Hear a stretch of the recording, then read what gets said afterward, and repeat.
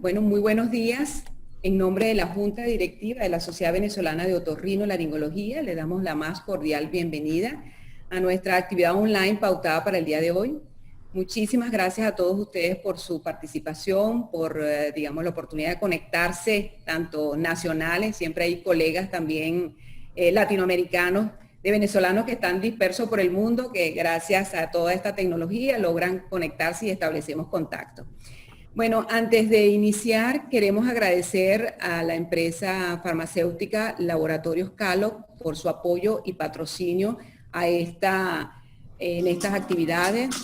Laboratorios Calo es una empresa siempre comprometida con el gremio venezolano, el gremio de médicos, colaboradora en todas estas actividades de educación médica continua. Y bueno, siempre presente en nuestro país, ofreciéndonos estos productos de gran calidad, que muchos de ellos son de la utilidad en nuestra práctica diaria. Muchísimas gracias, en especial a la señorita Norelis Mendoca y Helen Anselmi por estar apoyando y en esa alianza con la Sociedad Venezolana de Otorrinolaringología. Muchas gracias y felicitaciones que están de aniversario, en su 85 aniversario. Esperamos contar con su apoyo en las futuras actividades. Bien, para la sociedad es un verdadero honor tener como invitado internacional al doctor Ricardo Carrao. Como comentaba en un principio, el doctor Ricardo Carrao en la época de oro de Venezuela nos visitó en varias oportunidades. Esperamos en un futuro, en algún momento, tenerlo de manera presencial y compartir su experiencia acá con nosotros los venezolanos. Para las nuevas generaciones que quizás no lo conocen, el doctor Ricardo Carrao, él es médico internista, otorrinolaringólogo, cirujano de cabeza y cuello, actualmente jefe del Departamento de Otorrinolaringología y Cirugía de Cabeza y Cuello de la Universidad Estatal de Ohio, una de las universidades más grandes de Estados Unidos, director del Programa Integral de Cirugía de la Base del Cráneo, codirector del Laboratorio de Anatomía hacia la Innovación Visoespacial en Otorrinolaringología y Neurocirugía, realiza práctica clínica y de investigación en la cirugía oncológica de cabeza y cuello, rinología, senos paranasales y cirugía de base de cráneo. Labora en el Centro Oncológico Integral, que es el Instituto de Investigación de Salobe y Hospital de Cáncer de James en Ohio. Bueno, él tiene una dilatada trayectoria y currículum, autor de más de 600 publicaciones, 12 libros en la especialidad. Es considerado uno de los pioneros de la cirugía endoscópica de la base del cráneo y reconocido, pues, experto mundial en la cirugía de base del cráneo. Doctor Carrao, muchísimas gracias por aceptar nuestra invitación, por su receptividad. Acá en Venezuela, pues los amigos lo recordamos siempre, lo seguimos y esperamos en algún momento tenerlo de manera presencial. Muchísimas gracias. Además también nos va a acompañar para esta actividad nuestro colega y amigo, bien conocido por todos, el doctor Juan Carlos Rodríguez, pues otorrinolaringólogo, adjunto al Servicio de Otorrinolaringología del Hospital San Juan de Dios, profesor del curso internacional de rinología y cirugía endoscópica de Jacksonville, Florida, especialista adjunto a la unidad de otorrinolaringología del Centro Médico Docente La Trinidad, tiene una maestría en gerencia de empresas e innovación realizada en España, director de proyectos de investigación en el área de rinología, tecnologías emergentes y educación, además miembro de nuestra junta directiva. Bueno, Juan Carlos, muchísimas gracias también. Juan Carlos nos va a moderar y coordinar esa sesión de preguntas que realizaremos al final, ¿verdad?, de la ponencia del doctor Carrao. Entonces ya pronto voy a dejar de compartir pantalla para que el doctor nos dé su disertación, principios en el abordaje endoscópico de los corredores nasosinusales y base de cráneo. Doctor, muchísimas gracias nuevamente, bienvenido. Voy a dejar de compartir pantalla para que usted pues tenga la oportunidad también de compartir y realizar su presentación.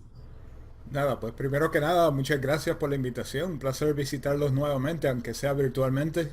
En algún momento ya podremos visitar en persona. Y muchas gracias por la introducción. Si abrimos una plaza en mercadeo, la contrato inmediatamente. Gracias. Voy a tratar de compartir la pantalla aquí. Otra cosa Excelente. que quisiera decir me gustaría que esto fuera algo relativamente informal. Si alguien tiene alguna pregunta, me quieren interrumpir en cualquier momento, podemos detenernos y hablar un poco más de la inquietud que tengan o cualquier comentario. No hay problema ninguno. Así que estamos entre amigos, vamos a hacer esto de manera informal. Esto, como pueden ver aquí, es pequeño resumen histórico de cómo se ha desarrollado la cirugía endoscópica de base de cráneo. Como pueden ver aquí, nosotros no fuimos los primeros en iniciarlos. El doctor Jankowski en Francia fue el primero. El doctor Sethi de Singapur, que debe ser conocido para todos nosotros, le siguió. Y nosotros empezamos en 1994 con la primera publicación en 1996. Pueden ver aquí que todos empezamos con abordajes un poco diferentes. Y el abordaje transnasal al final fue el que se quedó. Si miramos desde el punto de vista endoscópico, ¿qué nos ofrece el endoscopio? ¿Por qué nosotros empezamos con esta aventura? Al principio lo empezamos en verdad porque era el tren del momento, era las cosas que todas las especialidades quirúrgicas querían ser mínimamente invasivas, era una inquietud de la sociedad como tal. Desde el punto de vista de los pacientes, ellos querían algo que les preservara un poco mejor la calidad de vida. Pero en realidad, aunque esta fue la inquietud inicial, nosotros seguimos usando el endoscopio porque nos dimos cuenta que el endoscopio es un instrumento de visualización que nos ofrece unas grandes ventajas en respecto al microscopio, que era lo que estábamos utilizando antes del endoscopio. Básicamente el endoscopio nos permite llevar iluminación a campos quirúrgicos que son muy profundos. Y nosotros no lo pensamos de esta manera, pero si usted no tiene iluminación por los límites del ojo humano, no podemos visualizar el campo. La otra ventaja del endoscopio es que el endoscopio nos permite quizás visualizar campos que están rodeados de obstáculos. Y me voy a explicar un poco mejor. Esto es una garita en San Juan, Puerto Rico, y si nosotros quisiéramos mirar por esta ventana de la garita, podemos amplificar el campo y lo podemos seguir haciendo, pero vamos siempre a estar limitados por esta ventana, por lo que rodea la ventana, por el marco de la ventana. Y esto precisamente es lo que pasa cuando estamos utilizando lupas quirúrgicas o estamos utilizando el microscopio. Usted puede amplificar el campo, pero siempre va a estar limitado por las estructuras que paran la iluminación. Con el endoscopio, nosotros podemos mirar a través de la ventana y podemos mirar qué es lo que está detrás o lo que está para los lados. De manera que de otra forma de visualizarlo es esta. Tenemos varios esquemas que nos muestran qué es lo que pasa con un abordaje externo, un abordaje microscópico y un abordaje endoscópico. De manera que con el abordaje externo, nosotros hacemos una ventana muy grande, externa, para poder llevar iluminación al campo quirúrgico que está profundo. De manera que tenemos un cono que se va amplificando por la iluminación, como pueden ver aquí. Con el microscopio, nos ofrece la ventaja de amplificación, como les mostré anteriormente. Pero sin embargo, según la luz está pasando a través del corredor, cualquier obstáculo que para la iluminación, como podemos ver aquí, inmediatamente disminuye el campo quirúrgico. Y es lo que nos pasa con el microscopio. Con el endoscopio, de alguna manera podemos pasar esos obstáculos y el cono de luz está invertido. Como pueden ver aquí, es completamente diferente al cono de luz que tenemos con el externo y el cono de luz que nos ofrece el microscopio. De manera que el endoscopio nos ofrece un campo de visualización de estas áreas profundas que es ventajoso cuando lo comparamos con las otras dos técnicas. Sin embargo, esto trae una serie de problemas que no teníamos antes. Por ejemplo, el problema de desorientación. La anatomía en verdad nunca cambia, pero cómo nosotros percibimos esa anatomía sí cambia. El endoscopio nos ofrece una imagen que es sencillamente bidimensional, de manera que perdemos la profundidad del campo quirúrgico. Y aquí está Danny Prevedelo, el neurocirujano con el que yo trabajo aquí en Ohio State, uno de los neurocirujanos con el que trabaja en Ohio State, y pues está demostrando el mismo efecto que tenemos con estas dos mesas. Estas dos mesas son del mismo largo y el mismo ancho, pero si las ponen a ángulos diferentes, como está haciendo Danny en la foto, si usted percibe una diferencia en tamaño, una diferencia quizás en la forma geométrica de la mesa. Así que es importante familiarizarse con la anatomía desde diferentes puntos de vista. De nuevo, el ángulo va a cambiarnos la percepción de esa anatomía. Algo que yo le repito a mis residentes y a mis fellows es que si usted no sabe que una estructura existe, nunca la va a poder identificar. Así que el campo quirúrgico debe existir en el cerebro para que el ojo pueda identificar las estructuras. Por ejemplo, quizás les enseño una foto más tarde de los filamentos olfactorios cuando bajan en el septo y cuando bajan en los cornetes. Es algo que a mí me gusta enseñarle a los residentes y a los fellows solamente para demostrar el punto de que ellos nunca se habían dado cuenta de que eso estaba allí. Y siempre están allí. Pero si usted no los busca, si usted no sabe que existen de nuevo, usted no lo va a poder identificar. El endoscopio también nos puede tener desorientación por el ángulo del lente, de manera que a mí me gusta hacer cirugía, completar la cirugía lo más posible con un lente de 0 grados, de manera que es una visión directa, es básicamente lo que me ofrece el ojo, y yo estoy seguro que cuando puedo ver algo con un endoscopio de 0 grados, puedo llegar a él con un instrumento que no es curvo, un instrumento recto. Según nos cambiamos la angulación, de nuevo va a cambiar la percepción de la anatomía. Los instrumentos con los endoscopios con lentes angulados nos van a llevar a la base de cráneo mucho más rápido. Obviamente esto es una desventaja y una ventaja. Una desventaja por de nuevo el efecto óptico, que es más difícil nosotros orientarnos dentro del campo quirúrgico, pero es también una ventaja cuando queremos llegar a la base de cráneo. De la misma forma, la posición de la cabeza del paciente dentro de cirugía tiene un efecto similar. Si ponemos al paciente en extensión, nos va a dar un efecto similar a los endoscopios angulados. De nuevo, esto puede ser una ventaja o una desventaja. Si queremos ir a la base de cráneo anterior, queremos ir al seno frontal, nos parece más ventajoso poner el paciente en extensión.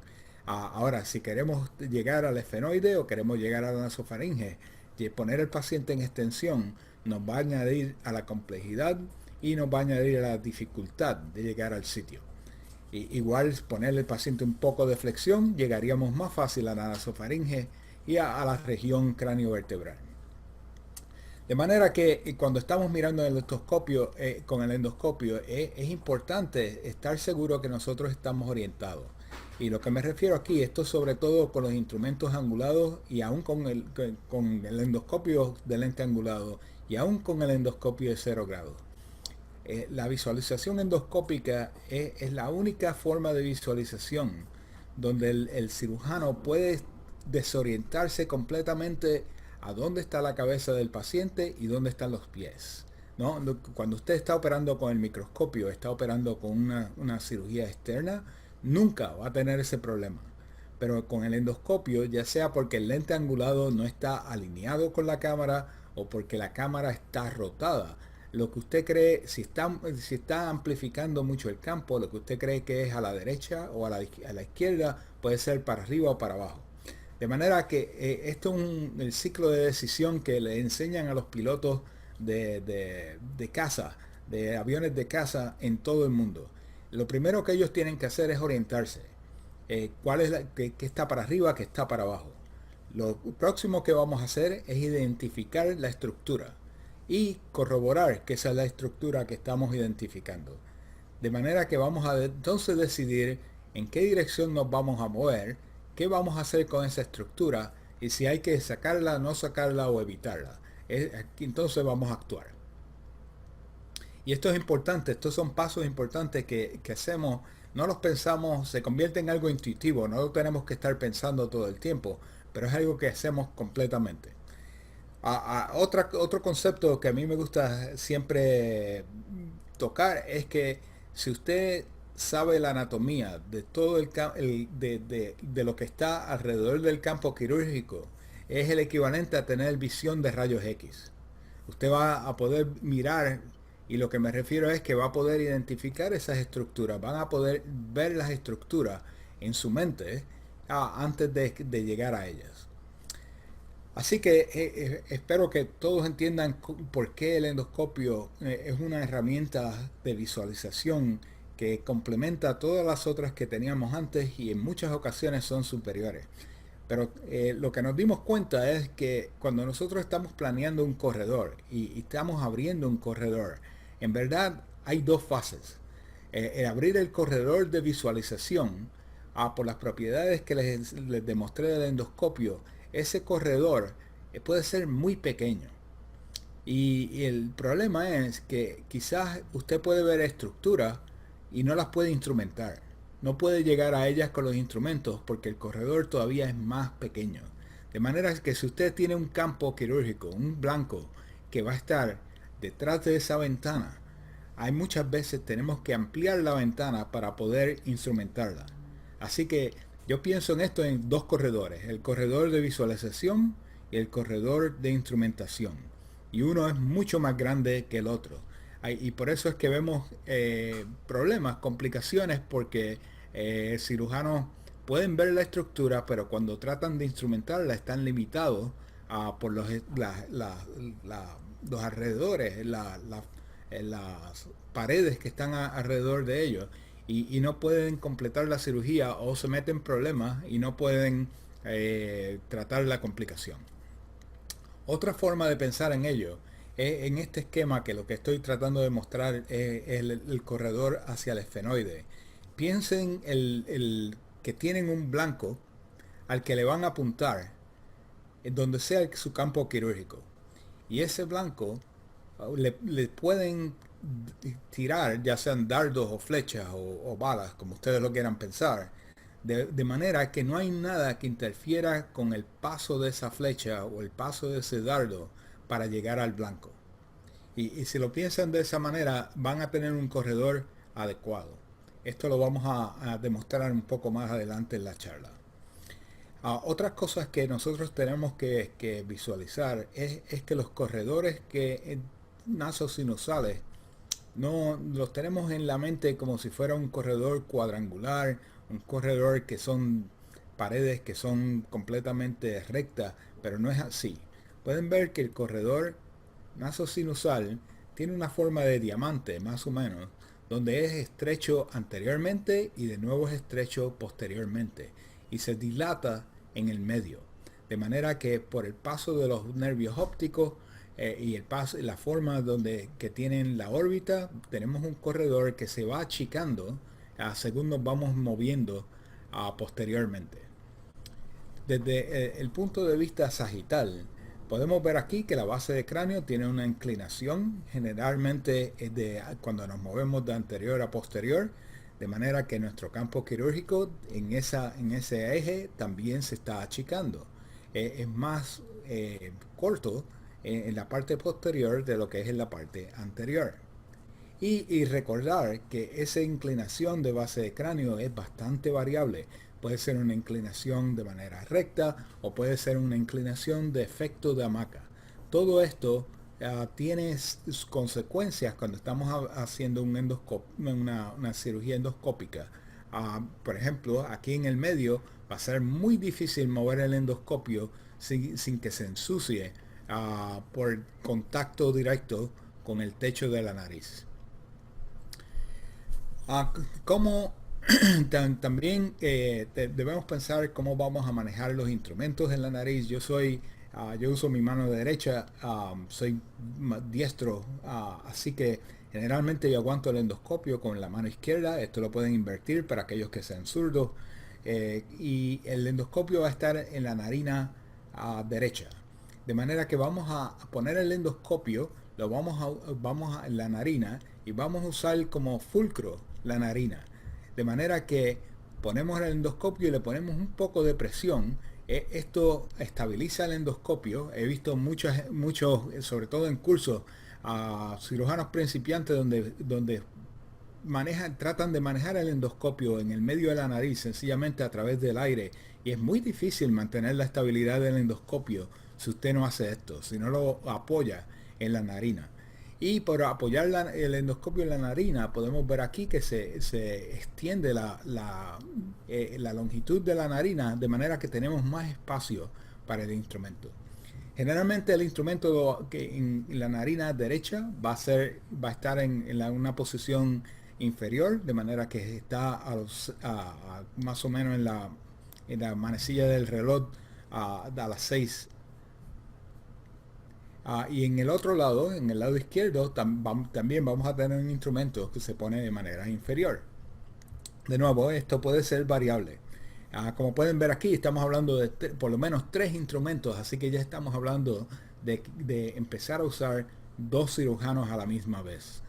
De manera que un cirujano va a estar aguantando el endoscopio y quizás aguantando uno de los instrumentos, y el otro cirujano va a estar aguantando 2 instrumentos. De manera que ya estamos a 2 manos, 3 o 4 instrumentos a la misma vez. Algo que nos encontramos bastante frecuente, y todavía recuerdo el problema de cuando nosotros empezamos esto, es que tenemos en nuestra mente donde este símbolo donde la nariz, vamos a pasar 2 instrumentos y los vamos a poner uno al lado del otro. Desgraciadamente, a menos que usted haga más espacio dentro de la nariz, como hemos hecho en este diagrama, usted no va a poder hacer eso. No hay un espacio suficiente dentro de la nariz para poder hacer esto. Esto es muy común, de nuevo, en cirujanos principiantes, y es lo que yo le llamo la esgrima quirúrgica, porque se oye a través del salón donde el instrumento y el endoscopio están pasándose uno alrededor del otro, y se oye el sonido cada vez que los 2 instrumentos están peleando uno con el otro. De manera que hay que ponerlo en posición vertical. Según nos movemos en posición posterior, ya les mencioné anteriormente que el campo quirúrgico se va achicando. De manera que tenemos el problema donde el endoscopio va a competir por espacio con los 2 instrumentos que estamos utilizando en ese momento.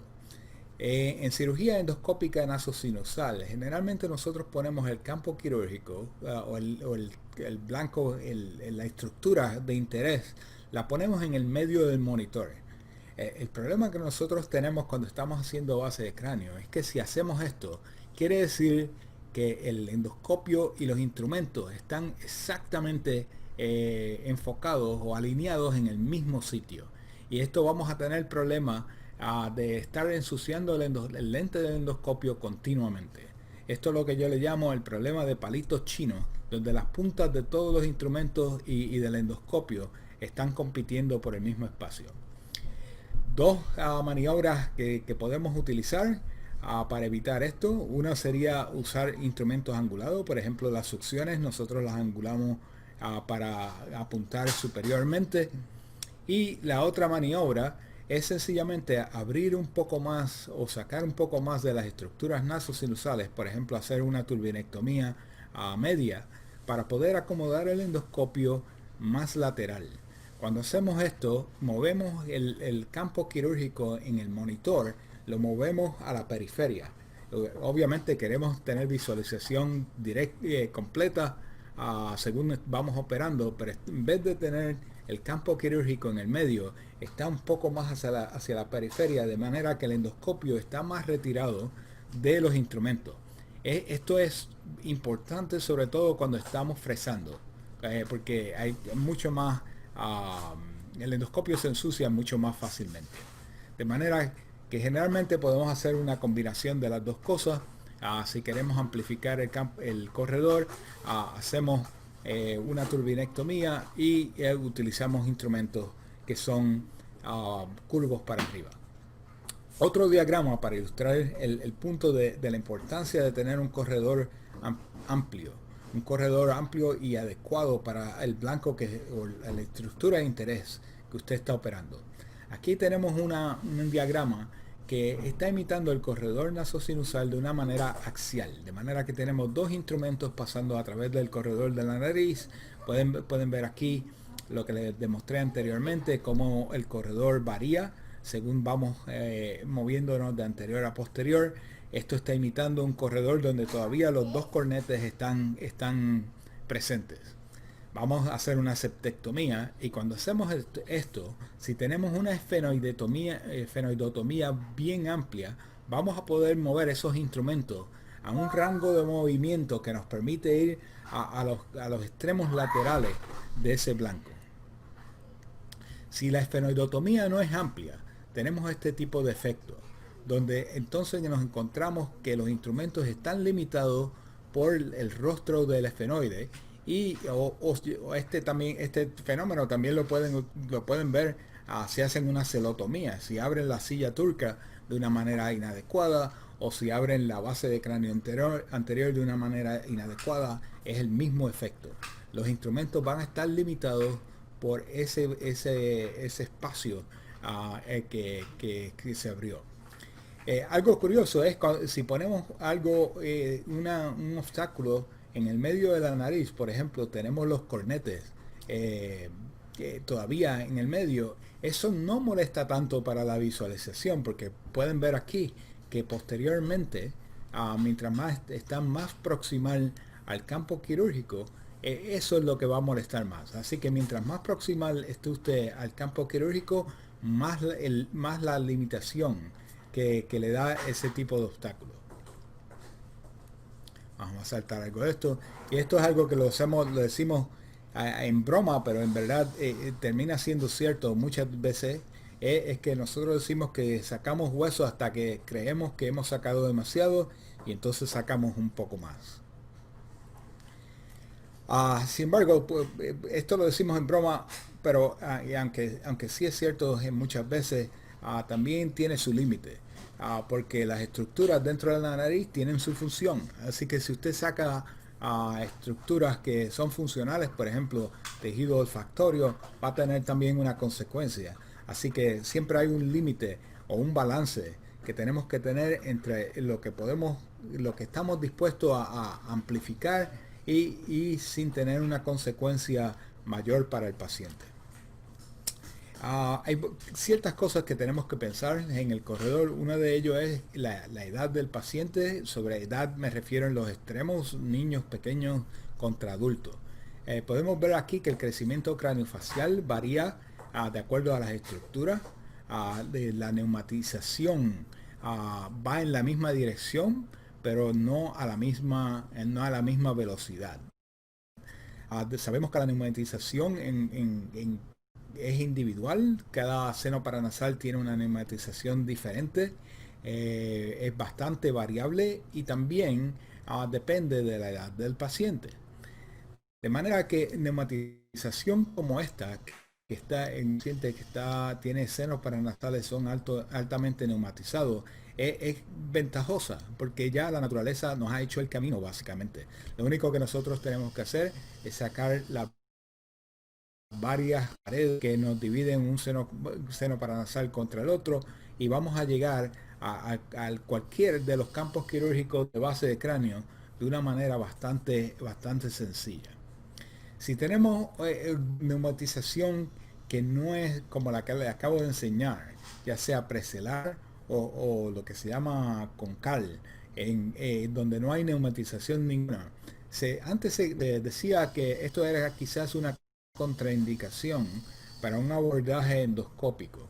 Sin embargo, sabemos que no es así.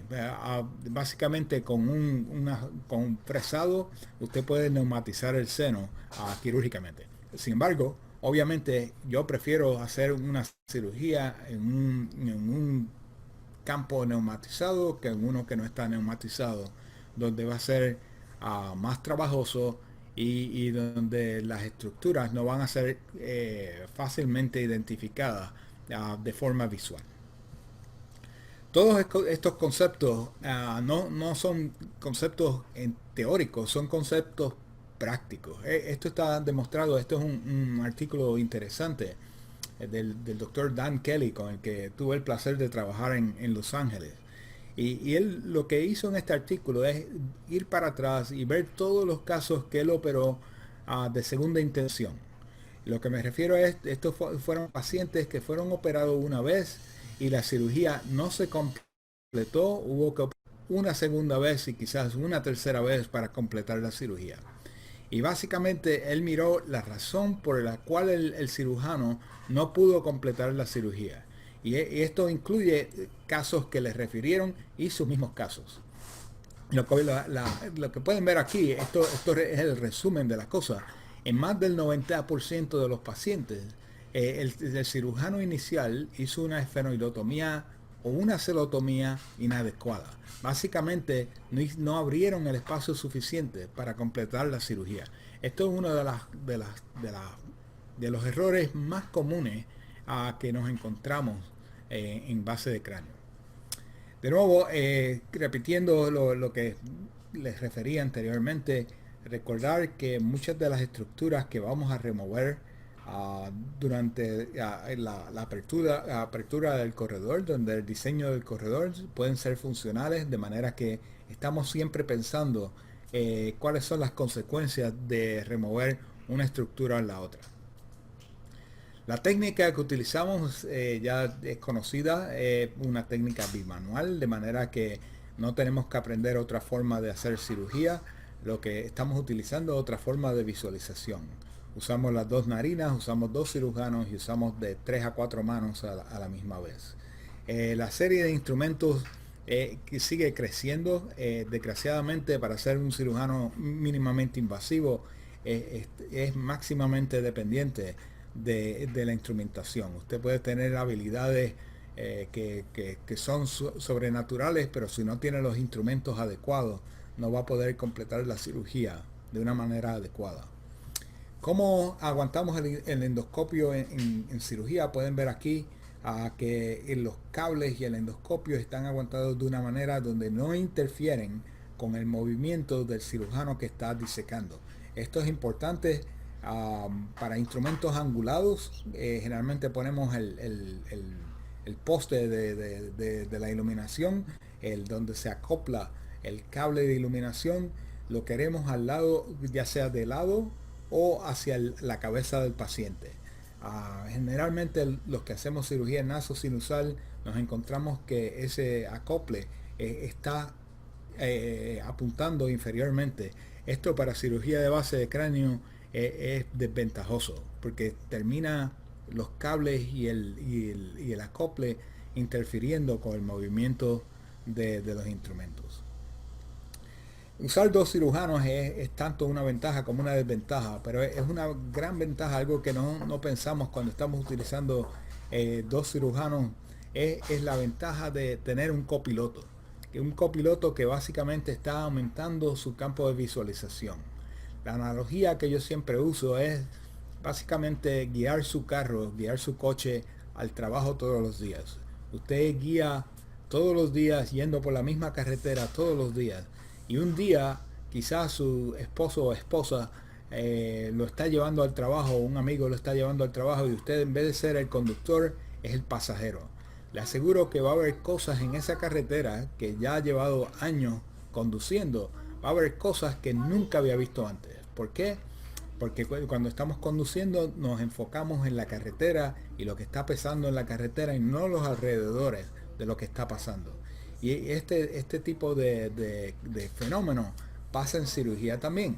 De manera que ese cocirujano, ese copiloto, está mirando todo el panorama de lo que está pasando, porque no está enfocado en el campo quirúrgico. Y puede evitar una serie de complicaciones, puede prevenir una serie de complicaciones. Y puede identificar anatomía de una forma más eficiente que el cirujano como tal. De manera que esta segunda opinión de copiloto previene ocasiones muchas veces. Otra de las cosas que hablamos es los problemas ergonómicos que ofrecen este tipo de cirugía. También bromeando, nosotros decimos que es la primera vez en la historia donde el cirujano transfiere el dolor y la molestia del procedimiento del paciente a él o ella, al cirujano. Una de las cosas más importantes es poder poner el monitor de una forma donde los dos cirujanos lo puedan compartir. Si usted tiene un solo monitor, si son dos cirujanos que son diestros, van a poner ese monitor de una forma donde ellos no tengan que mover el cuello en forma extrema. Y mi recomendación es que pongan el monitor al nivel de los ojos o un poco más abajo. Si quieren visitar una clínica de terapia física, lo mejor que pueden hacer es poner ese endoscopio a la cabecera del paciente y más alto. Ese movimiento de tener el cuello extendido y para el lado por horas y horas, les aseguro que les va a llevar a terapia física muy rápidamente. Si usted tiene la facilidad de tener múltiples monitores, obviamente se hace un poco más fácil porque cada cirujano lo puede poner de una manera eficiente para ello. ¿Dónde usted acomoda el equipo de anestesia? ¿Dónde acomoda el navegador, etcétera, etcétera?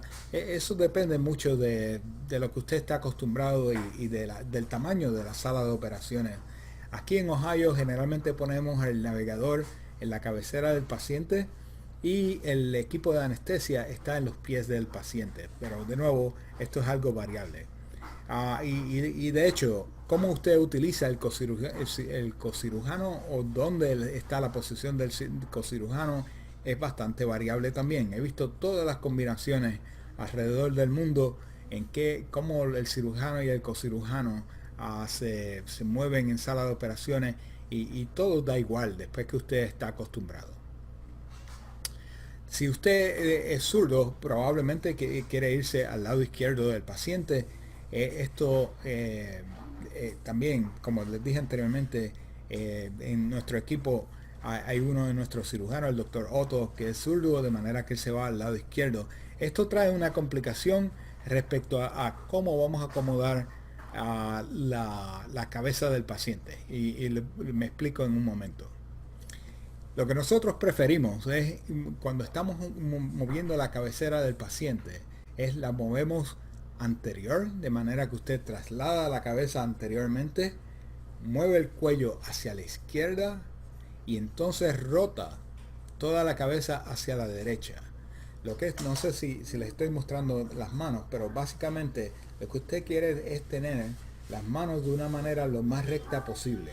Si usted deja la cabeza del paciente de una manera recta, de una manera neutral, usted va a acabar teniendo la mano izquierda de una manera extendida, como le estoy demostrando, por horas y horas, y es bastante incómodo, le va a dar calambre, todo lo demás. Cuando utilizamos los clamps que estoy mostrando exteriormente, o ponemos la cabeza del paciente en una herradura, depende si vamos a utilizar monitoreo de los nervios craneales o no. Si vamos a monitorear nervios craneales, esto quiere decir que el paciente no puede estar paralizado. Utilizamos este tipo de aguantador de cabeza. Si no tenemos la necesidad de hacer eso, solamente ponemos la cabecera del paciente en una de estas herraduras, en un aguantador de herradura que no conlleva poner este tipo de engranaje en la cabeza del paciente. Otro de los factores es qué tan larga va a ser la cirugía. Esto es, si la cirugía va a ser más de 5 horas, generalmente también lo ponemos en este tipo de aguantador para evitar úlceras de decúbito. De nuevo, la posición de las manos y la posición del endoscopio, evitar tener cables y evitar interferir con la posición de los cirujanos. Instrumentos, no me voy a detener en esto porque esto es extremadamente variable. Muchas veces depende de sus recursos, depende de qué les pueden proveer, pero en general estas cosas que pueden ver aquí en la lista, yo las considero críticas y pueden tener varias versiones de ellas, pero son en verdad cosas que nos ayudan a, a tener unos resultados positivos. Y obviamente experiencia. Usted tiene que tener experiencia tanto en cirugía y conceptos oncológicos y tiene que tener experiencia en cirugía endoscópica. Para tumores que son malignos, en verdad debe tener una experiencia amplia antes de intentarlo.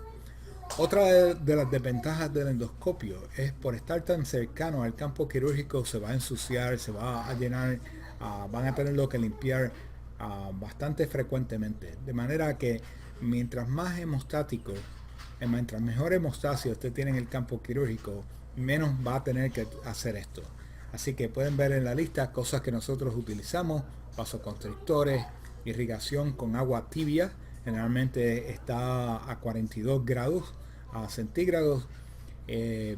Cuando esto se reportó, los que lo reportaron usaban agua a 52, 54 grados centígrados, pero eso es un poco muy caliente para el cerebro, así que nosotros empíricamente siempre hemos utilizado a 42 grados. No sabemos exactamente cómo funciona esto, si es porque dispara la cascada de coagulación o si es porque hay edema de los vasos sanguíneos y pero es muy efectivo para sangrado capilar. Obviamente no le va a parar un sangrado de alguna arteria, no le va a parar un sangrado de algún seno venoso, pero sangrado capilar es extremadamente efectivo. Elevar la cabeza del paciente de 15 a 30 grados es algo que también le va a ayudar con este tipo de sangrado. Obviamente cosas que nosotros sabemos intuitivamente, las hemos transferido de otras fases de otorrinolaringología. Una fresa de diamante, cuando estamos fresando huesos, es más hemostática. Sin embargo, esto es algo que no utilizamos porque conlleva mucho más tiempo que una fresa híbrida, que es una intermedia entre cortante y diamante, y porque quema mucho el hueso. Termina lastimando más el hueso al final que no. Así que es muy raro que nosotros utilicemos una fresa de diamante. Lo que utilizamos es este tipo de fresa, o lo que se llama el coarse diamond, o una híbrida. Tener un cauterio bipolar que usted puede utilizar a través de la nariz es importante. Diferentes pastas hemostáticas que han llegado al mercado. Esto nos ha cambiado la calidad de vida quirúrgica extremadamente. El problema que tienen estas pastas hemostáticas es que son extremadamente caras. Todas ellas es alguna versión de una combinación de gelatina, de foam de gelatina con ahora se me bloqueó la cabeza. Usted puede hacer una pasta hemostática muy relativamente económica, solamente usando el polvo de gelatina o las láminas de gelatina, cortándolas y diluyéndolas con salina y pasándolas a través de una jeringuilla. Funciona casi igual que las pastas hemostáticas comerciales. Importante sobre todo para nosotros los otorrinos, si estamos haciendo cirugía intradural, anestesia de hipotensión está contraindicada. A nosotros como otorrinos nos gusta mucho la anestesia de hipotensión porque obviamente el sangrado es mucho menos. Sin embargo, hay que recordar que cuando estamos atacando patología intradural, generalmente hay un efecto de ocupar espacio y las estructuras que están alrededor generalmente tienen cierto grado de isquemia porque no hay espacio dentro de la cabeza para un tumor crecer. Si usted hace anestesia hipotensiva, va a terminar aumentando esa isquemia en los tejidos. Por ejemplo, usted tiene un meningioma, un craniofaringioma que está comprimiendo los nervios ópticos, ya ese nervio óptico está isquémico. Si usted usa anestesia de hipotensión, va a añadir a la isquemia, de manera que usted puede hacer una cirugía maravillosa y tener un resultado que no es ideal, aumentar la ceguera del paciente o hacerla permanente solamente por el aumento de isquemia. Así que les voy a demostrar ciertos videos para demostrar los conceptos que hemos hablado. Esto es básicamente un corredor amplificado. No hacemos este tipo de corredor todo el tiempo. Esto se puede modificar de acuerdo a qué estamos haciendo, cuáles las metas de la cirugía y qué tan extenso es el tumor que tenemos. Como pueden ver aquí, estamos haciendo una lateralización del cornete inferior. Esto es una maniobra que es sencilla, no tiene ningún costo biológico para el paciente y nos añade espacio para la instrumentación. Esto generalmente lo hacemos en los dos lados. En el lado izquierdo generalmente se lateraliza también el cornete medio. De manera que estamos en el lado izquierdo, tenemos el septo, tenemos el cornete medio que se está lateralizando, tenemos el cornete superior que lo vemos aquí y ya vemos el ósteo del esfenoide. De manera que, de nuevo, depende de qué es la meta y cuán extenso sea el tumor. Esto lo vamos a hacer en el lado también derecho. Y ya tenemos nuestro corredor nasal y podemos proceder a hacer el corredor a través del seno esfenoidal. Si usted necesita mucho más espacio en el lado derecho, ya sea para acomodar los instrumentos y el endoscopio o porque se va a extender, por ejemplo, un tumor que se está extendiendo al seno cavernoso, un tumor que está alrededor de la carótida, un seno esfenoidal que es estrecho. Aquí estamos haciendo una turbinectomía media. Pueden ver aquí que no vamos hasta arriba en el cornete medio. En verdad estamos sacando las 2/3 partes inferior del cornete medio, de manera que estamos conservando parte del tejido olfactorio de ese cornete. Inmediatamente de que sacamos el cornete, pueden ver el espacio adicional que hemos ganado en la parte posterior de la nariz. Aquí tenemos el cornete superior. Ese cornete superior se puede lateralizar o se puede sacar de nuevo de acuerdo a lo que usted va a hacer. El otro factor es de acuerdo a su experiencia. Si usted es un cirujano con mucha experiencia, quizás puede evitar muchos de estos pasos y puede evitar tener que sacar el cornete. Si usted es un cirujano que está empezando, esto es una maniobra que le aconsejo que la haga en todos sus casos, por lo menos hasta que tenga alrededor de 25 a 50 casos para evitar complicaciones. Le va a hacer la vida mucho más fácil. También pudiéramos añadir una etmoidectomía. También pudiéramos hacer una etmoidectomía, conservar el cornete y entonces lateralizar el cornete, porque ya hemos abierto mucho más espacio por la etmoidectomía. Usted puede utilizar muchas maniobras esto del corredor no es blanco y negro, es completamente un rango que va de una cosa a la otra. Y de nuevo, usted tiene que decidir de acuerdo a los factores que ya mencioné. Recordar tejido olfactorio, en este momento ya hemos lateralizado, ya hemos sacrificado tejido olfactorio, pero dejamos suficiente tejido olfactorio para no causar un problema permanente en el paciente. Lo otro que tenemos que considerar es cómo vamos a reconstruir el defecto.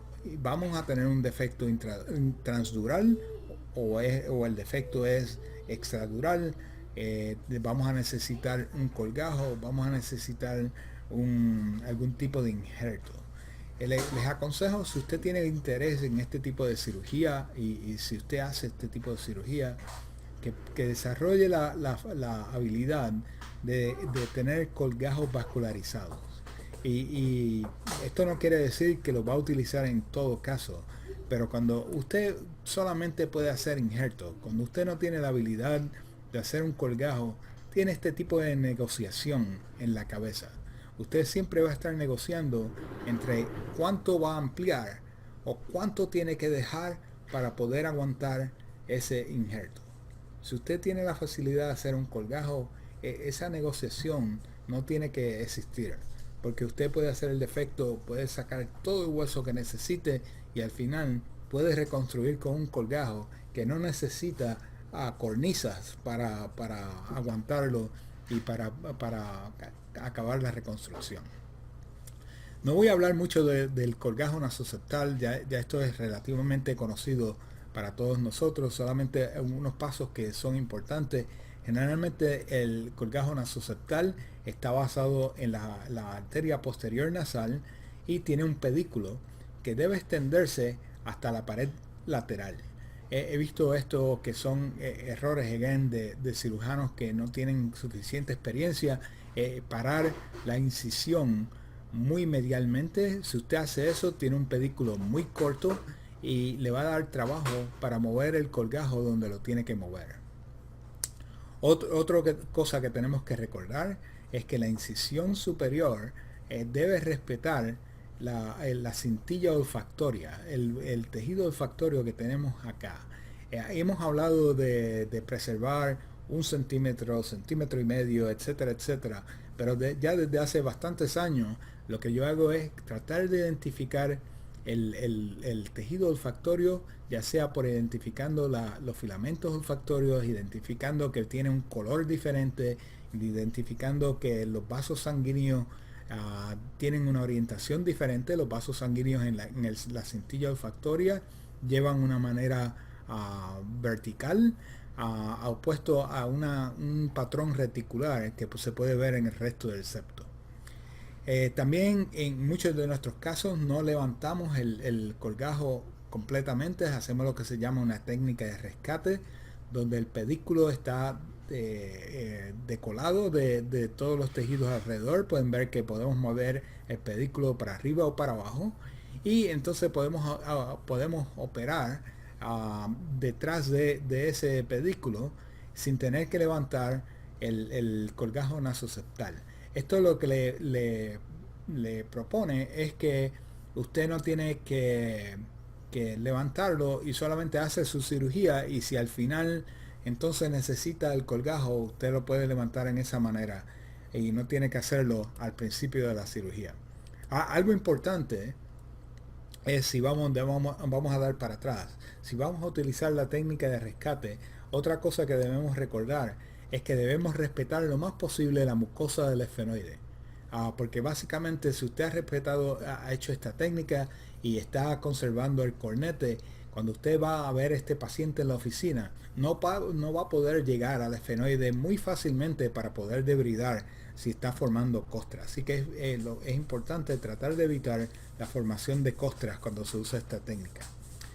Si vamos a utilizar un colgajo, entonces es lo contrario. Usted quiere sacar toda la mucosa del esfenoide para evitar mucoceles en un futuro.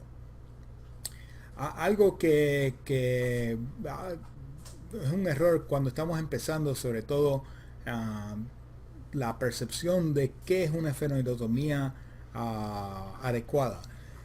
La percepción del otorrino y del neurocirujano va a ser un poco diferente.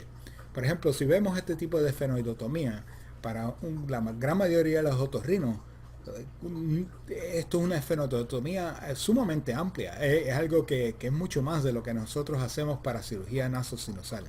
Sin embargo, cuando va el cirujano, ya sea el neurocirujano o algún otro colega, va a venir dentro del esfenoide, si usted no baja el piso del esfenoide suficientemente, esta cornisa que tenemos aquí va a empujar el instrumento hacia arriba, de manera que usted no va a poder llegar al piso del esfenoide o a la parte inferior del clivo, si eso es lo que está buscando.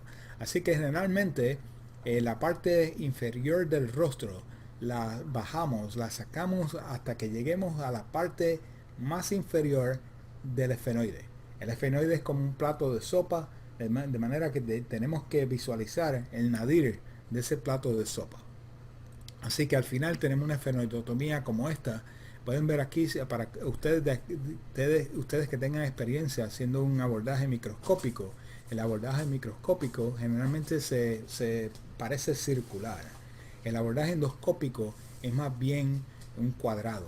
Llegamos a las 4 esquinas lo más posible, de manera que estamos visualizando los nervios ópticos, que lo pueden ver aquí en las esquinas, nervios ópticos, las carótidas en los dos lados, e inferiormente podemos llegar también a la esquina. Así que cuando estamos haciendo esa esfenoidotomía, este es un hueso esfenoidal.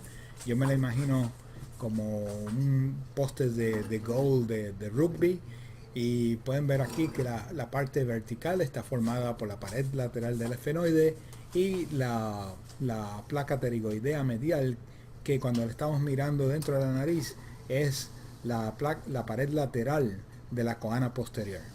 Y la parte horizontal está formada por el piso del esfenoide y esta cuña que viene de del proceso pterigoideo. Cuando hacemos la esfenoidotomía, estas estructuras, las cuñas, el proceso pterigoideo del hueso palatino, nos van a limitar, a ampliar esa esfenoidotomía más lateralmente. De manera que la esfenoidotomía que generalmente hacemos es lo que les estoy mostrando en esta manera. Otras cosas que son importantes es poder eliminar obstáculos de nuevo para el paso del instrumento. Así que si usted tiene varios septos intrasinusal, es eliminarlos, sobre todo si vamos a usar un colgajo al final de la cirugía. Eso interfiere con la instrumentación e interfiere con la reconstrucción con el colgajo. Ya hablamos de cómo se maneja la mucosa. Si vamos a utilizar un colgajo, sacamos toda la mucosa. Si no vamos a utilizar un colgajo, preservamos la mucosa esfenoidal lo más posible. Celotomía, ya les mencioné anteriormente que es importante hacer una celotomía amplia. Generalmente muchos de los cirujanos que hacen cirugía de la silla turca tratan de hacer una celotomía que básicamente le da solamente la visualización del tumor por las razones que ya les demostré. Nos parece un error. Nosotros cuando hacemos una celotomía hablamos de los 4 azules. Básicamente llevamos la celotomía hasta que llegamos a los senos cavernosos lateralmente y a los senos intercavernosos inferior y superior, inferior y superiormente, de manera que usted tiene una visualización amplia de la silla turca, y usted puede también manipular los tejidos blandos dentro de la silla turca. Esto es el uso de Doppler. Básicamente un instrumento tipo Doppler se los aconsejo. Es mucho más barato que un navegador. Un navegador le va a costar miles y miles de dólares, por encima de los $50,000. Un Doppler cuesta alrededor de 400 a 500 dólares, mucho más barato, y le da información en vivo. Cuando usamos un navegador estamos utilizando imágenes radiográficas que fueron obtenidas antes de la cirugía. Cuando usamos un Doppler estamos obteniendo información de lo que está pasando en ese campo quirúrgico inmediatamente. No lo utilizamos en todas las cirugías, pero lo utilizamos muy frecuentemente. Obviamente el uso más común es identificar la posición de la carótida. Por otro uso pudiera ser identificar los vasos que le van a dar un colgajo, sobre todo en cirugías de revisión donde no sabe si existe o no existe un vaso. El Doppler le va a dar esa información. Así que creo que pudiéramos parar aquí y quizás contestar preguntas que puedan tener. Si tienen algún comentario, pudiéramos tratar de discutirlo un poco. Y bueno, la verdad es que ha estado súper interesante su charla, doctor. No lo quisimos interrumpir para nada. Tenemos varias preguntas de la audiencia, pero quería comentarles que, bueno, son varias cosas, ¿no? Para nosotros los otorrinos, la base del cráneo puede verse como en 3 circunstancias, ¿no? Una, que es tal vez la más frecuente para iniciar, que es el tratamiento de fístulas de líquido cefalorraquídeo. Otra es cuando trabajamos con los neuros en el abordaje hipofisario, de tumores de hipófisis. Y la otra es la oncológica, cuando operamos papilomas invertidos o tumores angiofibromas que se van hasta la base y nos toca pues, reconstruir al final de eso. O sea, son situaciones totalmente diferentes, ¿no? Entonces, obviamente bueno, tal vez en esta cirugía para nosotros la más frecuente, que es la hipófisis, que comenzamos a pensar en, lo primero es en la reconstrucción. Hay varios detalles que nos han preguntado. Frecuente, el flap que más frecuentemente realiza es el rescue flap, o sea, de bilateral, y el flap, digamos, para preservar el pedículo, o nasoseptal de un lado y Caicedo, pues eso depende del tamaño del tumor. Sí, y depende del tipo del tumor. Por ejemplo, si vamos a hablar de silla turca, de tumores de pituitaria como tal, para nosotros es muy raro utilizar un colgajo nasoseptal. Utilizamos un colgajo nasoseptal menos de un 2% de las cirugías de pituitaria. Si estamos hablando de meningiomas o de craniofaringiomas, entonces la relación se invierte. En la gran mayoría de ellos vamos a utilizar un colgajo nasoseptal porque es cirugía intradural. En la silla turca, para aquellos tumores de pituitaria, vemos líquido cefalorraquídeo en 15 a 20% de los casos, pero en la gran mayoría de esos casos es transudación o un defecto muy pequeño. De manera que si tenemos ese tipo de situación, nosotros lo reconstruimos con matriz de colágeno, sea lo que tenga, puede ser Duragen o alguna otra, y con un injerto ya sea del piso de la nariz o del cornete medio si hemos sacado el cornete medio. Así que si hemos hecho una turbenectomía al principio de la cirugía, siempre nos conservamos ese cornete hasta el final, porque es una fuente perfecta de injerto. Para un injerto, exacto. Si usted no ve líquido cefalorraquídeo dentro de la cirugía y es un microadenoma, no necesita ninguna reconstrucción. Ninguna. ¿Okay? Si es un macroadenoma y es grande, está supracelular, de manera que el aracnoide va a bajar, se va a herniar, parece como una barriga de sapo que está pulsando y todo lo demás. Generalmente lo reconstruimos porque hemos tenido un par de casos donde no tenías ninguna fístula y a los 2 o 3 días, por esa pulsación del aracnoide contra los bordes del hueso, se crea una fístula. Así que queremos evitar ese tipo de herniación. Eso es más o menos el algoritmo que tenemos. Claro. Si es reconstrucción, si es un abordaje extradural, angiofibroma, algún otro tipo de tumor que no ha requerido una cirugía transdural, puedes reconstruirlo ya sea con un injerto o un colgajo. Muchas veces lo cambiamos, depende de la extensión del tumor, pero no tiene que ser uno o el otro, a menos que sea que usted esté protegiendo las carótidas en un paciente donde va a requerir radiación posoperatoria. En esos casos preferimos usar algún tipo de colgajo. Ok, nos preguntan qué vasoconstrictor utiliza al comienzo de la cirugía: adrenalina, oximetazolina. Sí, adrenalina. En lentinas utilizamos una 10.000. Lo ponemos en lentinas y lo ponemos al principio cuando el paciente ya ha sido dormido, anestesiado, las ponemos dentro de la nariz. También inyecto adrenalina con lidocaína, una en 100.000. En alguno que otro caso, adrenalina es un vasoconstrictor mucho más efectivo que la oximetazolina, pero la oximetazolina es ¿cómo les digo? Disminuye los cornetes y achica los cornetes mucho mejor que la adrenalina. Depende del caso, hay veces que tenemos que utilizar los dos, pero siempre es mejor utilizar la adrenalina primero. Si usted utiliza la oximetazolina primero, bloquea parte de los receptores de la adrenalina, y cuando usa la adrenalina no es tan efectiva. Doctor, esta historia, al menos en mi caso, el trabajo de integración entre el neurocirujano y el otorrino, bueno, en el centro donde estoy ha sido muy natural. Todo el grupo de neurocirujanos están súper abocados al tema endoscópico, ¿no? Pero ¿cómo fue en su caso? O sea, ¿cómo pudo lograr ese engranaje Sí. del equipo? Porque esto parte del éxito.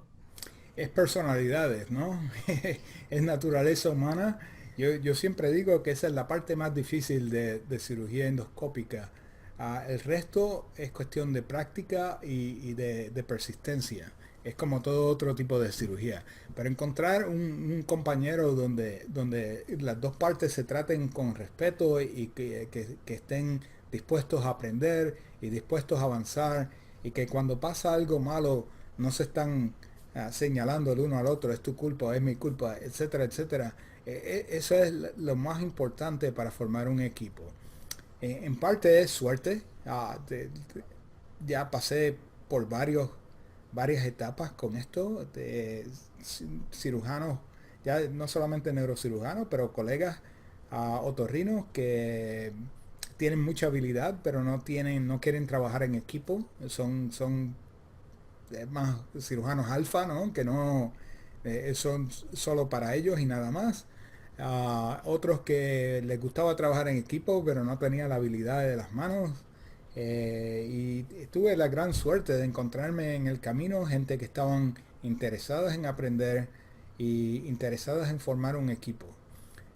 Importante, sobre todo, que esto también conlleva que juntar dos personas es mejor que una persona sola. Que tiene que ser así. No para hacer en continuidad, tiene que ser aún más. 1 más 1 no pueden ser 2. 1 más 1 se tienen que convertir en 3 o 4. Y esto tiene que ser de manera que cuando complementan las habilidades de los dos equipos, añaden, no solamente se complementan, sino que añaden mucho más. Ya sea en poder progresar o en cómo analizan los casos o lo que sea. Pero tiene que ser algo, esa es una fórmula. Si no, esa relación no va a continuar. Sí, otra cosa es que al principio en nuestra cirugía he notado mucha diferencia en el tema tecnológico específicamente. Solo utilizando un monitor HD, ¿cómo cambia la perspectiva? Porque realmente la calidad de la imagen es muy importante en cirugía de base de cráneo, porque si no todo se ve rojo y no nos permite distinguir, ¿no? En el tema tecnológico, a ver, nos preguntan algunos detalles. Por ejemplo, ¿el uso de endoscopio HD da alguna ventaja o diferencia? Ya dijimos la calidad del video. Utiliza aspirador ultrasónico, y en qué caso la neuronavegación, pues diría que es un requisito indispensable. Al menos en un esfenoide con cal, poder fresar y navegar creo que es una gran ventaja, ¿no? Sí, vamos a ver si puedo contestar esto de una manera adecuada. Tecnología, navegador, lo utilizamos todo el tiempo, pero que sea crítico, yo diría que base de cráneo, según se mueve hacia lateral, base ya sea infratemporal, nasofaringectomía, donde se está extendiendo hacia la fosa, hacia el hacia el espacio parafaringeo o infratemporal. Ahí yo diría que es crítico, porque es muy difícil llevar la anatomía. Base de cráneo anterior, generalmente tenemos bastantes puntos anatómicos que nos podemos llevar y no es tan crítico. Una vez miramos en cirugía de pituitaria, en verdad si necesitábamos o no necesitábamos navegador. Y lo que encontramos es que el navegador se convirtió en algo relativamente crítico en 5% de los casos. Así que 95% de los casos no era crítico. Lo interesante fue que no podíamos predecir cuál fue el 5% de los casos. De manera que casos que nos parecían muy difíciles terminamos no usando el navegador, no lo necesitamos, y casos que nos parecían muy fáciles terminamos necesitando el navegador. ¿Cuál fue de la otra pregunta? El disector ultrasónico, Sí, y los endoscopios HD. Sí, lo utilizamos de vez en cuando. Depende de la consistencia del tumor. Puede ser de gran utilidad. Es un instrumento que es útil cuando se necesita, pero es relativamente lento en su uso, de manera que no lo utilizamos muy a menudo. Pero sí hay tumores que es lo único que funciona para poderlo sacar. Okay. Entonces, de la fase HD, sí, cuando nosotros cambiamos del CCTV a HD, era casi demasiado el detalle que estábamos viendo. De momento veíamos vasos que nunca habíamos visto, pero según el ojo se acostumbra a eso, y según analizamos el tumor y analizamos cómo poder ver los vasos alrededor del tumor, sobre todo aquellos vasos que queremos conservar, es imprescindible. Yo veo mis videos anteriores y no me explico cómo hacíamos la cirugía con la visualización que teníamos al principio. Ahora de HD, lo próximo es 4K. Ya, de hecho, hay ya 5K. Y es el mismo tipo de cosa. El 4 de HD a 4K solamente se ve una diferencia si usted tiene un monitor gigante. Si usted tiene un monitor de tamaño estándar, del tamaño que venden todas las compañías hasta hoy, no hay gran diferencia entre un HD y un 4K. Pero cuando usted expande ese monitor, es una diferencia enorme. Es el mismo paso que teníamos anteriormente. Así que, vamos, es todo un balance, ¿no? Si usted tiene el dinero para comprarlo, por supuesto, porque le va a dar una visualización mucho mejor. Mientras mejor visualización usted tiene, mejor va a poder sacar el tumor, menos complicaciones va a tener, mejor identifica las estructuras, etcétera, etcétera. Y quisiera que puntualicemos un poco en el tema de reconstrucción. Obviamente, sí. Bueno, depende del área que queramos reconstruir. Pues para la más retadora diría yo que, bueno, está cuando la fosa craneal anterior, el clivus es otra, ¿no? Y ahora, ¿cómo manejar esas diferencias entre ambas zonas, ¿no? Todas esas zonas, pues. Nosotros tratamos de utilizar colgajos vascularizados en todas las zonas, pero en la parte posterior es más crítica que en la parte anterior. La parte anterior hay otras alternativas que funcionan. Por ejemplo, colgajos de fascia lata, injertos de fascia lata en capas funciona muy bien para la fosa anterior, donde básicamente el cerebro baja y comprime esos injertos y la fístula, la razón de fístula es baja y las alternativas funcionan muy bien. Mientras más posterior nos movemos, ya sea plano esfenoidal o clivo, entonces ese tipo de injerto nada más no funciona tan bien. ¿Te contesté la pregunta? Sí, y por ejemplo, en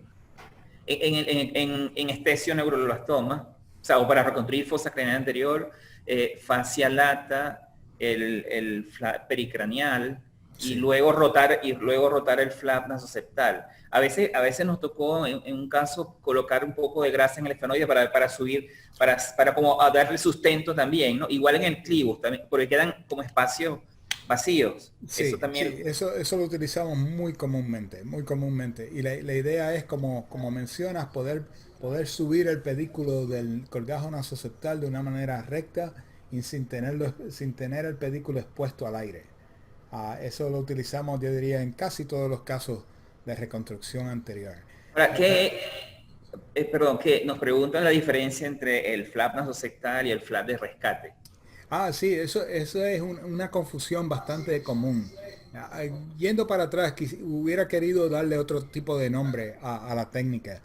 La técnica de flap de rescate no es un flap nuevo. Sencillamente lo que estamos rescatando es el pedículo del colgajo de Haddad.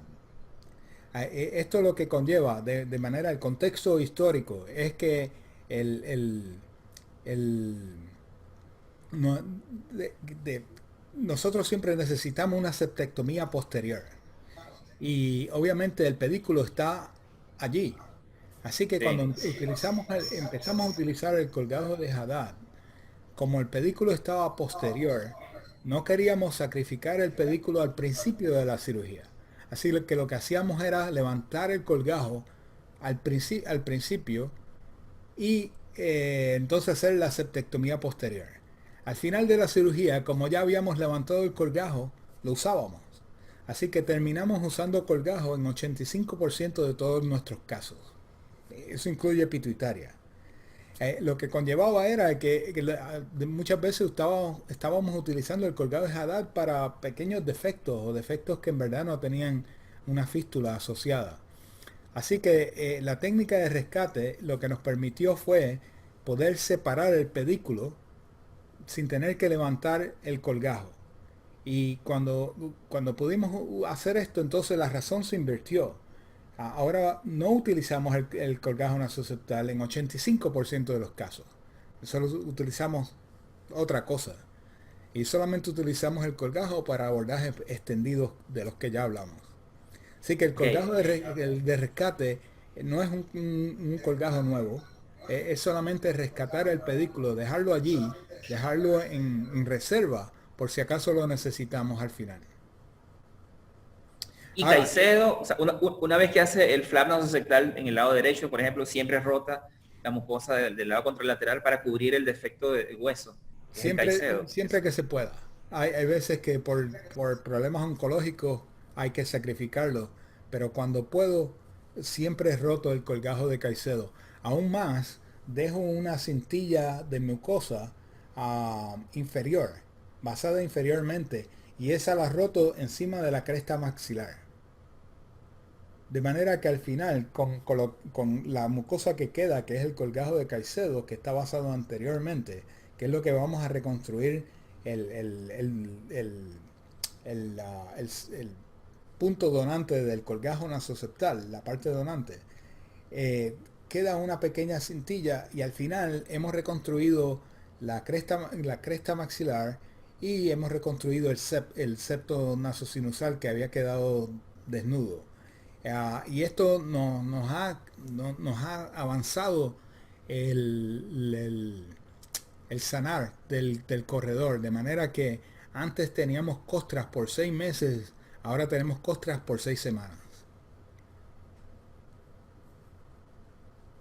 Ok, ok. Ahora, el doctor Juan Lorenzo Emanueli, que tal vez en mi centro es uno de los pioneros junto con el doctor Herman Scholz, neurocirujano. Ellos comenzaron su trabajo de una manera muy natural, ¿no?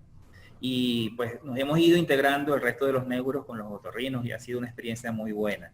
El doctor pregunta en relación a a la hemostasia, sobre todo en especioneuroblastoma, que realmente son, para mí el control de la hemostasia cuando viene, por ejemplo, el plexo basilar en clivo o cuando es base cráneo anterior, sobre todo especioneuroblastomas sangran, es uno de los momentos más retadores para nosotros. ¿Cómo logra, qué estrategia de hemostasia para esos casos?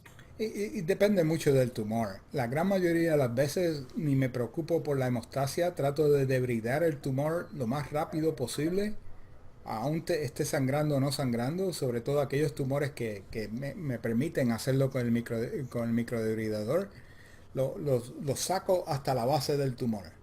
Y una vez tenga expuesta la base del tumor, entonces hago hemostasia.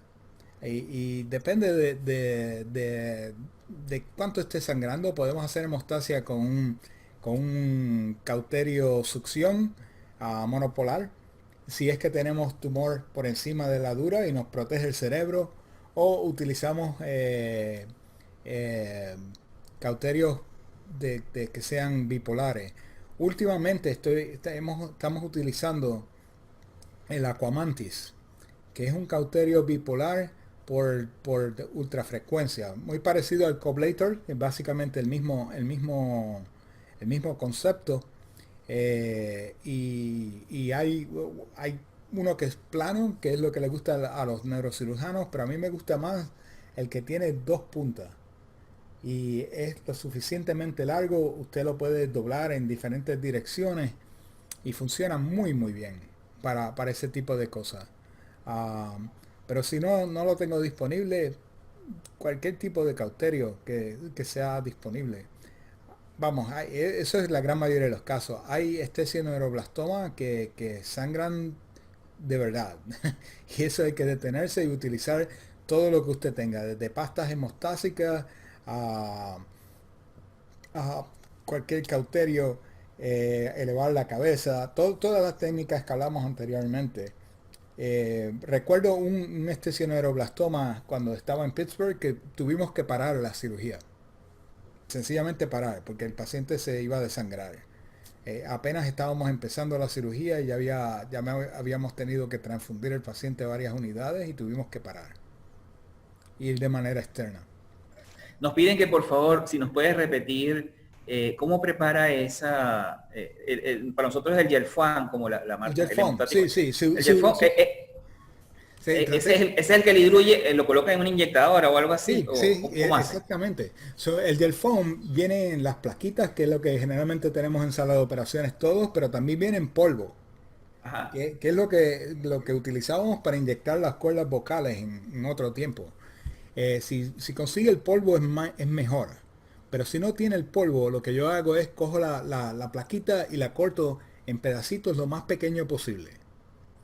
Y generalmente una placa normal, vamos, la que es como 2 centímetros por 4 centímetros, algo así es lo que mide. Le pongo 2 o 3 cc de agua hasta que se forme como una pasta. El problema es que no forma una pasta como tal, siempre ve como los grumos de los pedacitos del Gelfoam. Así que lo pongo dentro de una jeringuilla de 10 cc y lo paso por la jeringuilla varias veces. Y al hacer eso se macera lo suficiente para formar la pasta.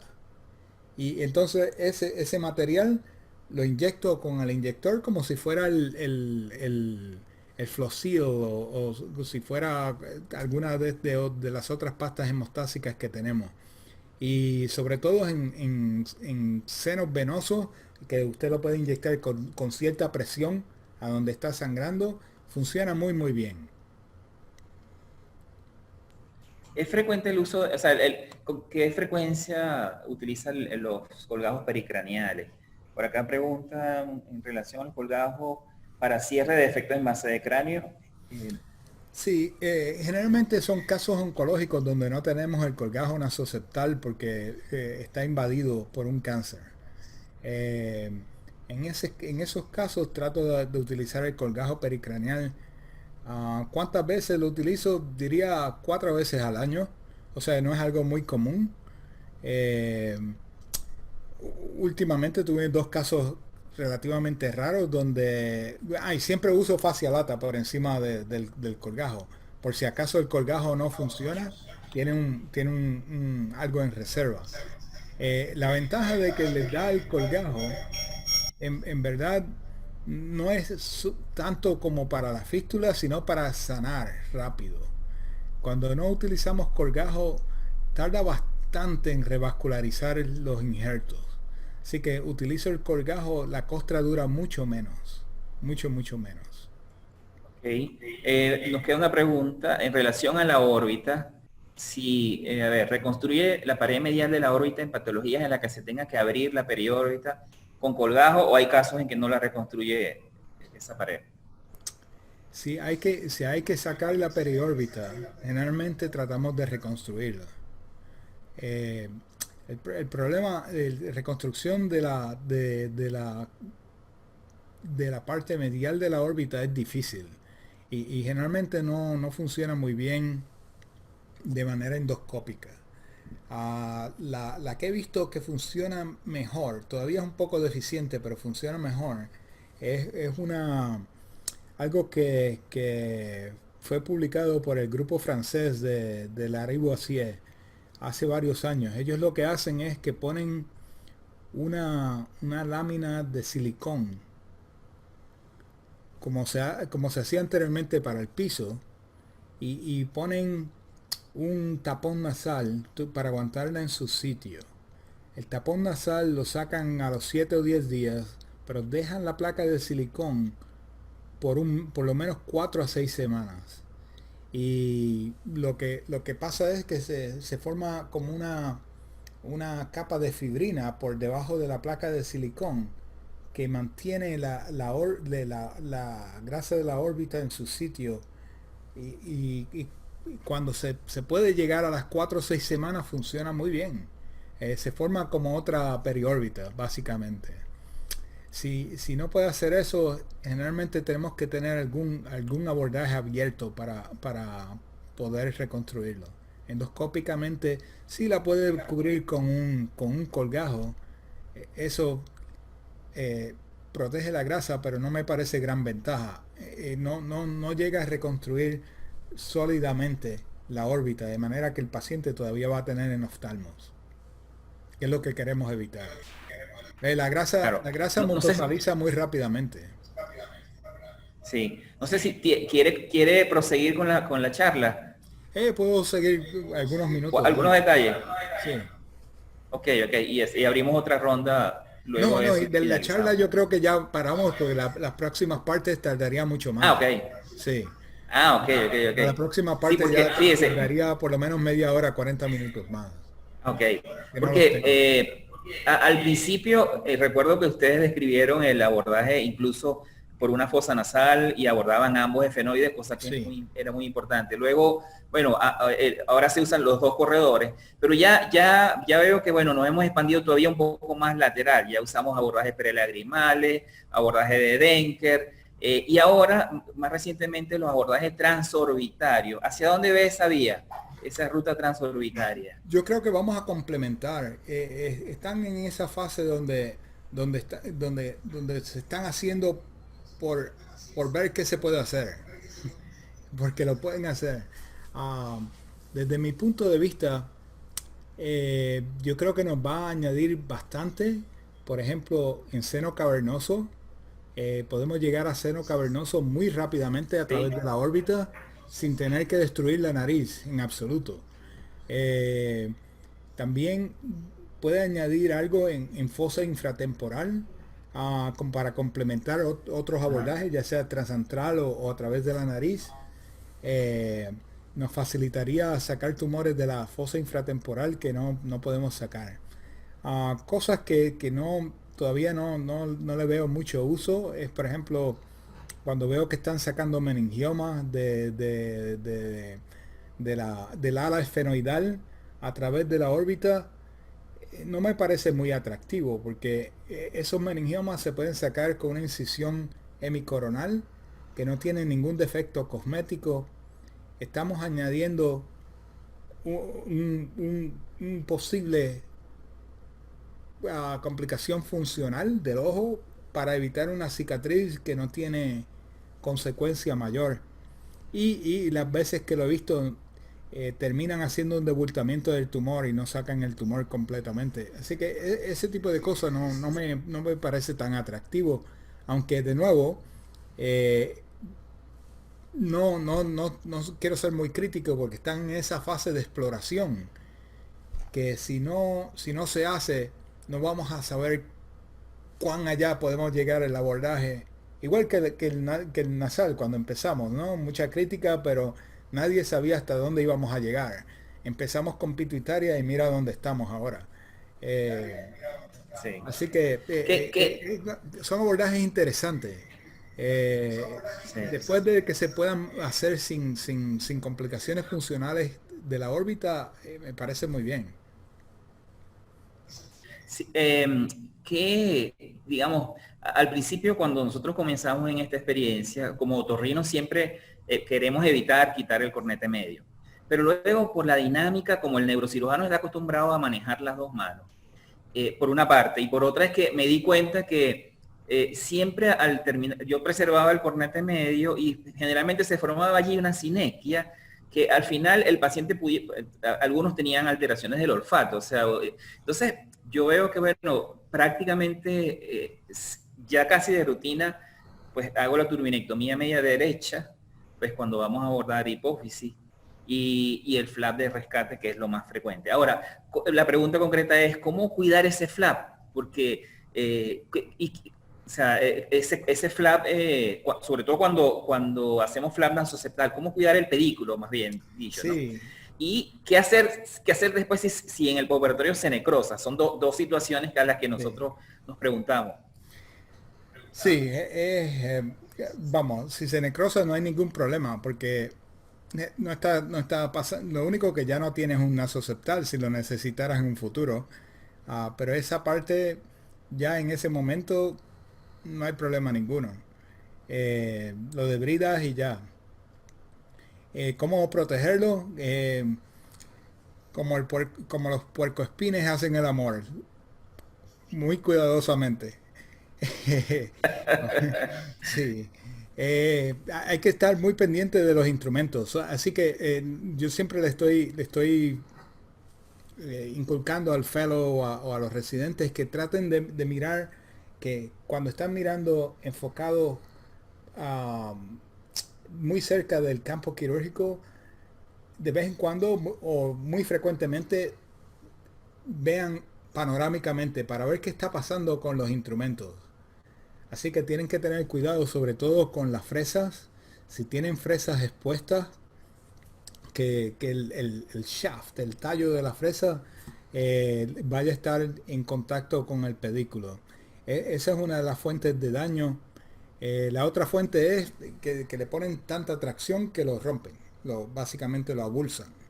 Así que esas dos cosas se pueden evitar por introduciendo los instrumentos en visualización directa y de vez en cuando teniendo vista panorámica de qué está pasando con los instrumentos anterior al campo quirúrgico, generalmente anterior a la silla. Ok.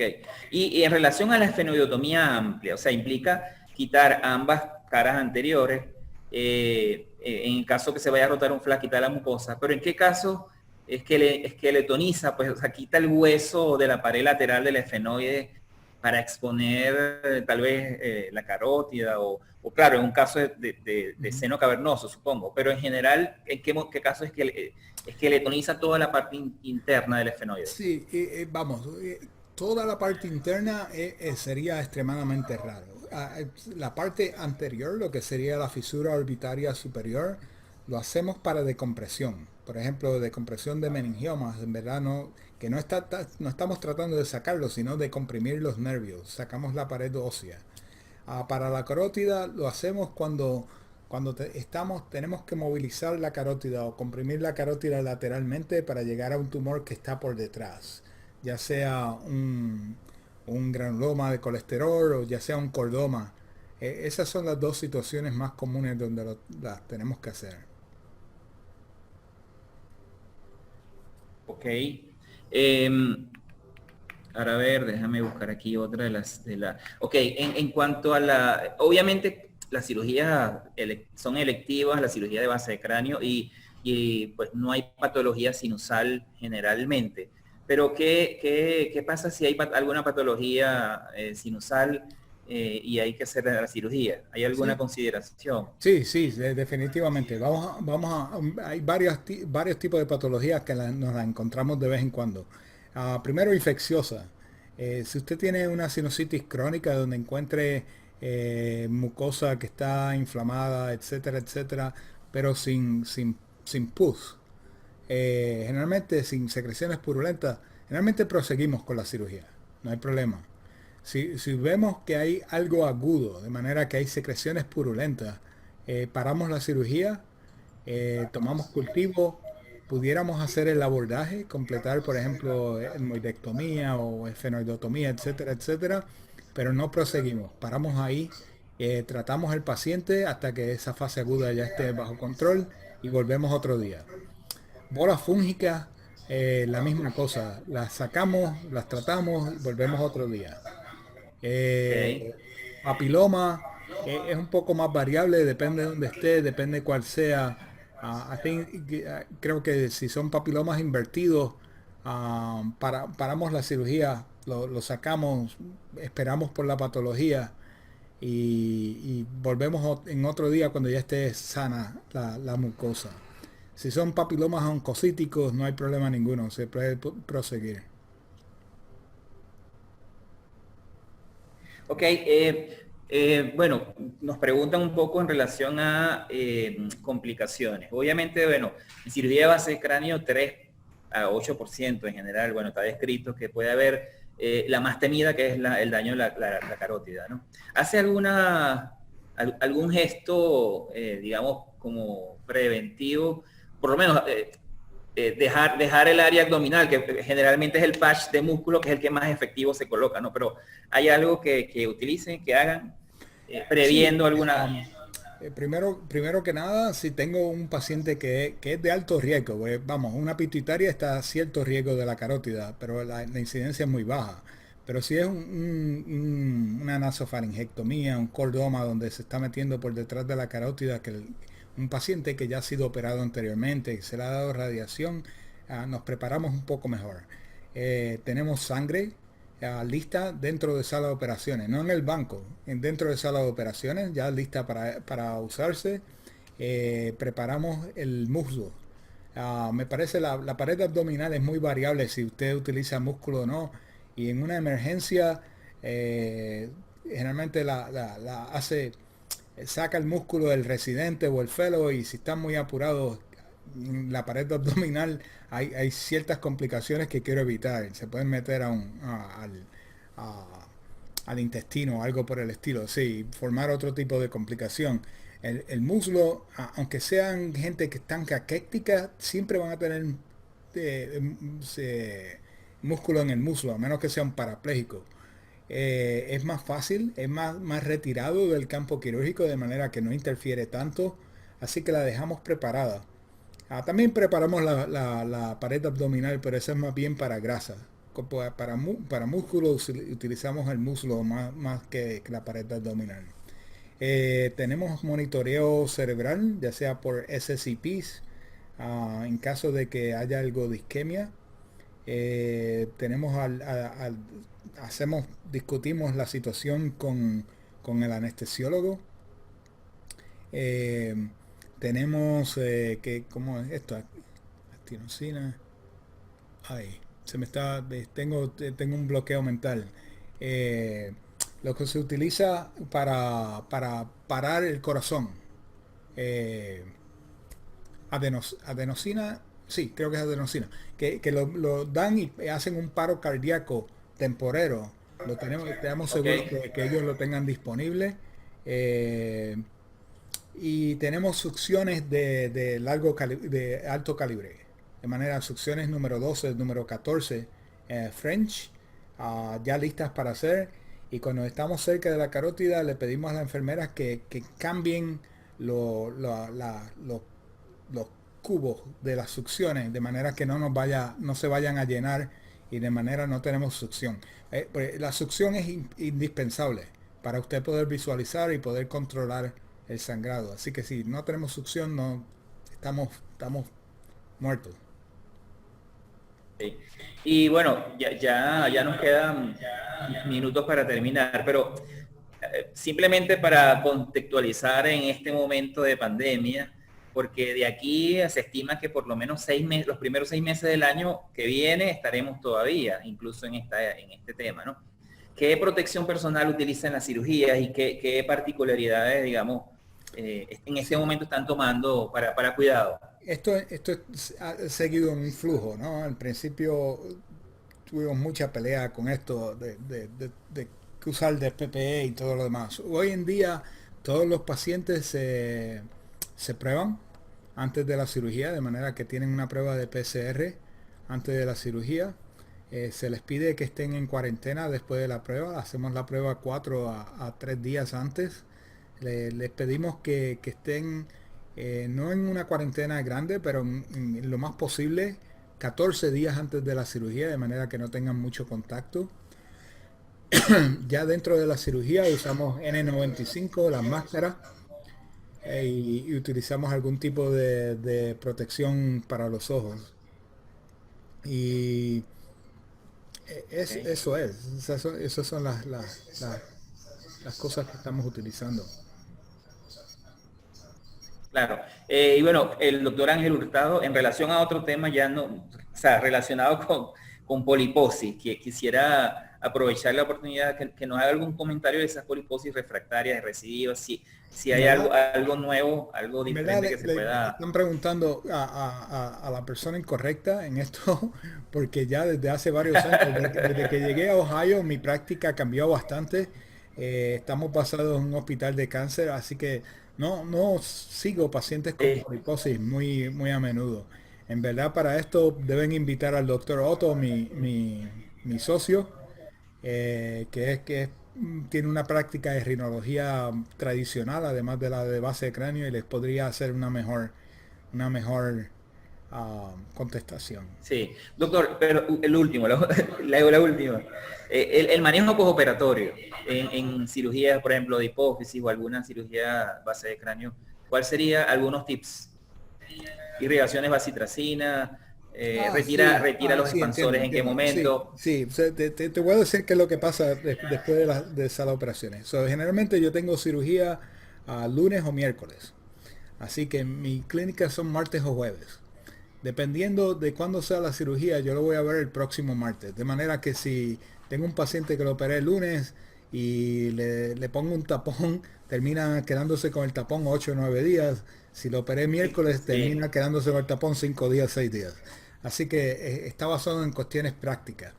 Así que los veo en la oficina, se usan y no irrigaciones, sino spray, spray nasal de salina hasta que lo veo la primera vez. Una vez lo veo en la oficina, sacamos el tapón, sacamos las lentinas de silicón, si hemos dejado, aspiramos material hemostático o algún otro tipo de material que le he dejado para que no se peguen el tapón, y lo empiezo en irrigaciones con salina y Bactroban, mupirocina. ¿Okay? Antes solamente utilizaba la mupirocina para aquellos que tenían costras refractarias, pero uno de mis ex fellows de Malasia hizo un estudio donde ellos empezaban con las irrigaciones de mupirocina desde el principio, y los resultados fueron demasiado grandes para poderlo ignorar.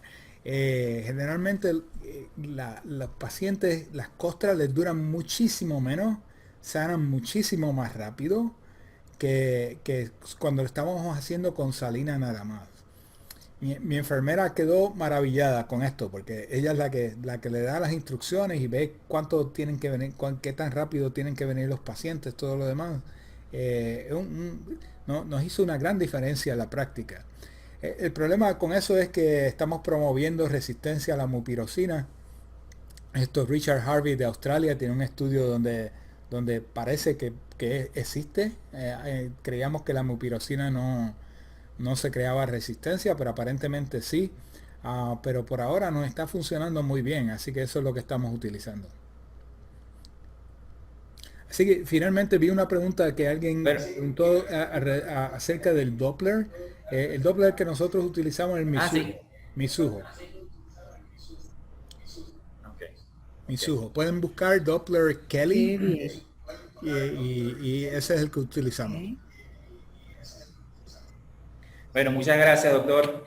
Por nada, gracias a ustedes. Sí, doctor, en nombre de la Sociedad Venezolana de Otorrinolaringología, muchísimas gracias. Fue verdaderamente un placer volverlo a escuchar, estar en contacto con tanta experiencia en esta materia. De verdad, muchísimas gracias por su receptividad. Ojalá, como le dije al principio, en un futuro cercano podamos nuevamente disfrutar de su presencia acá con los venezolanos. Le Ya nos envían veremos. muchísimas felicitaciones, saludos de colegas que compartieron con usted en épocas anteriores, muchos saludos. Y bueno, Y, toca por la hora de pedir.